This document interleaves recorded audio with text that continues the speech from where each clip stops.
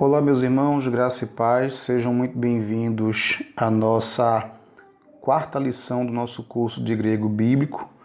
E hoje nós vamos avançar para além do alfabeto e mergulhar um pouco na mecânica da leitura do grego bíblico. Hoje nós vamos aprender como o grego é pontuado e como nós podemos dividir as palavras em sílabas, assim como na língua portuguesa. Nós também vamos dominar esses detalhes e perceber que dominá-los é essencial para uma pronúncia correta e para a memorização eficaz do vocabulário. Nosso estudo hoje se baseia no método de William Unsey, que é um recurso amplamente reconhecido e utilizado no meio acadêmico para a instrução de alunos no curso de teologia para o curso de grego bíblico. E o nosso objetivo principal é que vocês consigam ler e pronunciar o grego do Novo Testamento com precisão. E agora também nós vamos entender por que a pontuação é tão crucial, tá certo? Então vamos seguir em frente. A importância da pontuação. Então, continuando, nós vamos entender que a pontuação ela é muito importante no grego. E eu não sei quantos dos irmãos sabem disso, mas os manuscritos originais do Novo Testamento, eles foram escritos sem espaço entre as palavras e sem sinais de pontuação, né? Então, isso é chamado de scriptio continua. A pontuação que hoje nós vemos nas Bíblias gregas foi adicionada por editores modernos para exatamente nos ajudar a entender onde uma ideia termina e outra começa, né? Essa adição moderna ajuda a delimitar sentenças e ideias, indicando pausas e também evitando ambiguidades teológicas. Agora nós vamos conhecer os 4 sinais fundamentais de pontuação no grego koiné. Os primeiros sinais que nós vamos conhecer são a vírgula e o ponto final. Então, agora nós vamos aos 2 primeiros sinais de pontuação. Os 2 primeiros são muito simples porque também funcionam exatamente como na língua portuguesa. Então, não há grande dificuldade em fazer associação entre uma coisa e outra. A vírgula, representada pelo mesmo símbolo, indica uma pequena pausa na leitura, então, assim como na língua portuguesa. O ponto final, por sua vez, também idêntico ao nosso, marca o encerramento de uma sentença, ou seja, de uma ideia, de uma frase, né, de um período. Esses sinais não apresentam dificuldades para nós.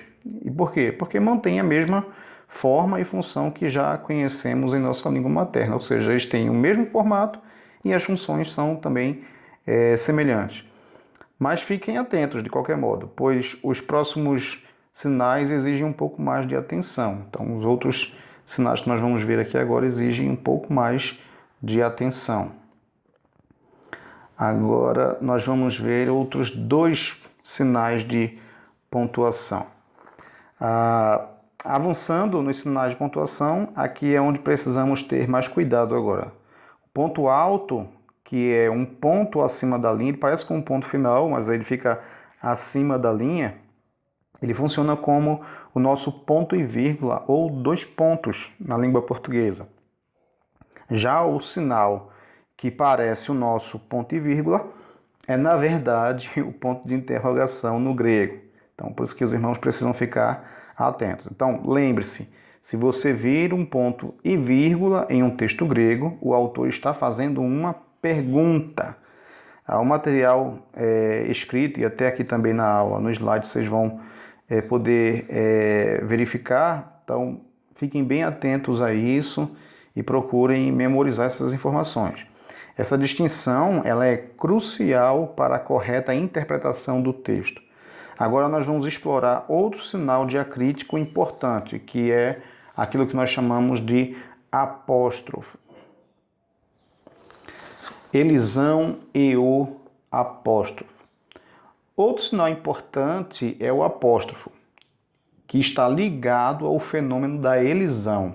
A elisão acontece, acho que para quem nunca ouviu falar essa palavra, então a elisão acontece quando uma palavra curta com uma preposição termina em vogal e a palavra seguinte começa com vogal. Então a preposição ou uma palavra curta que termina com preposição e a palavra seguinte inicia com vogal. Para facilitar a pronúncia e evitar o choque de vogais, ou seja, a vogal final da primeira palavra, ela desaparece, permanecendo somente a vogal da palavra posterior. Vou dar um exemplo aqui. Por exemplo, apó. Né? Apó, emu. Torna-se, usando o apóstrofo, apemu. Né? O apóstrofo indica exatamente onde essa vogal foi retirada, funcionando como uma contração, ou seja, onde aparece o apóstrofo é o local onde a vogal existente que existia ali, ela foi retirada para facilitar a ligação entre as palavras e a pronúncia. Isso ajuda a manter o ritmo da leitura e em seguida nós vamos abordar a acentuação grega. Acentuação grega. Depois de entender a elisão, vamos mergulhar nos acentos gregos agora. Quase toda palavra grega tem um acento e eles são cruciais para a pronúncia correta, ou seja, eles influenciam diretamente na pronúncia. Originalmente, no grego clássico, esses acentos indicavam uma variação no tom musical da voz, ou seja, na entonação da voz. O acento agudo, por exemplo, mostrava que o tom subia levemente. Já o grave indicava uma queda no tom. E o circunflexo, uma subida e descida da mesma sílaba. Mas no grego koiné, o grego do Novo Testamento, essa distinção tonal ela se perdeu, ela não existe mais. Hoje, nós os tratamos como acentos de intensidade, ou seja, eles nos dizem qual sílaba deve ser pronunciada com mais força. Assim como fazemos no português, onde o acento ele vai nos dar qual é a sílaba tônica, por exemplo, da palavra. Entender isso é o primeiro passo para uma leitura fluida. E agora nós vamos ver como as palavras são divididas em sílabas, tá certo? Palavras divididas em sílabas. E quais são as regras da silabificação? Então, regras básicas da silabificação. Para pronunciar o grego corretamente, precisamos dominar a silabificação. A regra fundamental é simples. Cada sílaba contém uma única vogal ou um ditongo. Por exemplo, a palavra akekoamen se divide em 5 sílabas, porque tem 5 vogais ou ditongos. Se uma consoante aparece sozinha entre 2 vogais, ela sempre se junta à vogal seguinte. E se você encontrar 2 vogais consecutivas que não formam um ditongo, elas serão separadas em sílabas distintas. Essas são as bases para começar a dividir qualquer palavra grega e na próxima parte nós vamos explorar como lidar com grupos de consoantes. Vamos lá. Continuando com a silabificação, vamos agora para as regras mais avançadas, especialmente quando temos encontros consonantais. Se um grupo de consoantes pode iniciar uma palavra em grego, ele permanece junto e vai para a sílaba seguinte. Mas se esse grupo não pode iniciar uma palavra, a primeira consoante fica na sílaba anterior e o restante vai para a próxima. Consoantes dobradas, como 2 gamas ou 2 lambdas, são sempre divididas entre as sílabas. E em palavras compostas, a divisão ocorre exatamente no ponto onde as 2 palavras originais se unem. Com essas regras, você terá uma base sólida para silabificar qualquer palavra grega. E agora vamos ao nosso vocabulário. É importante dizer que, eu vou até ser redundante, é importante dizer que é importante construir um vocabulário robusto, ou seja, ler bastante palavras no dicionário, no léxico, para assim construir um bom vocabulário grego, tá bom? Então, agora que dominamos as regras de silabificação, vamos expandir o nosso vocabulário com alguns substantivos essenciais. Estas palavras são a base para a construção de frases e a compreensão de textos. Observe como adelphos significa irmão e anthropos se refere a homem ou ser humano.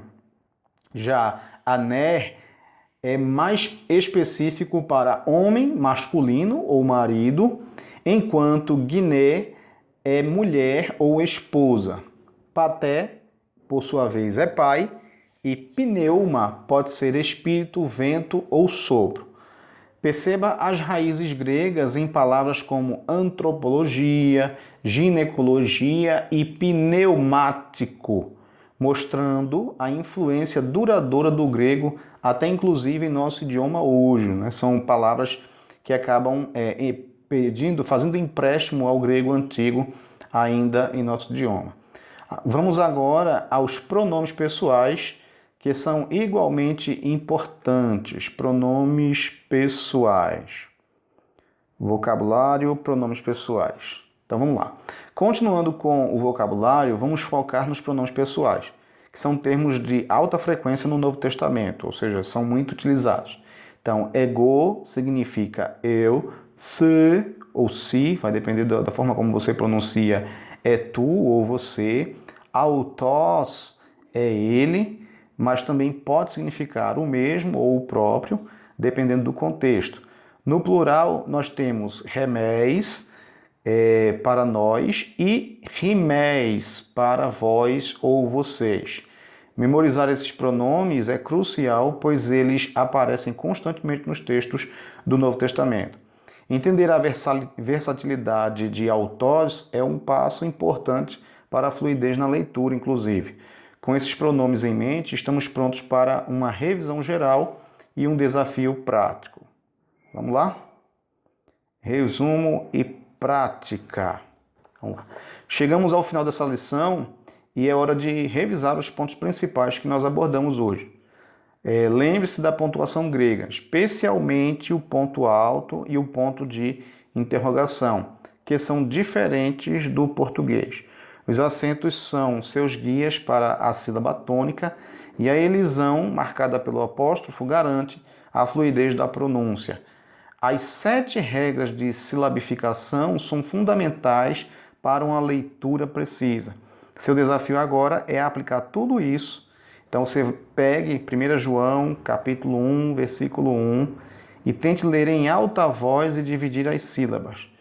E parabéns por concluir a lição 4 com êxito. Você está progredindo muito bem para a honra e para a glória de Deus. Então continue assim, continue estudando e estudioso.